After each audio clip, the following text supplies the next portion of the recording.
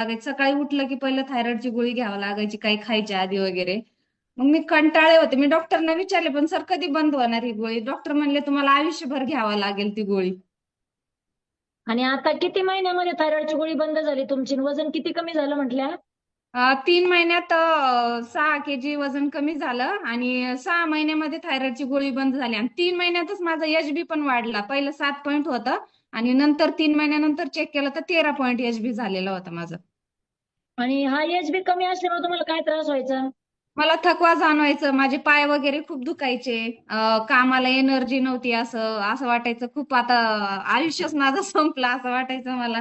कारण एनर्जीच नव्हती. जवळ घरचे काम जरी बाहेर तर कुठं जाणं येत नव्हतं, फक्त घरचे काम आम्ही फॅमिली पण अशी काही खूप मोठी नव्हती. घरचे काम करायलाच थकवा जाणवायचं. बरोबर. म्हणजे ज्यांचं एच बी कमी असतं त्यांना थकवा जाणवणं, चक्कर येणं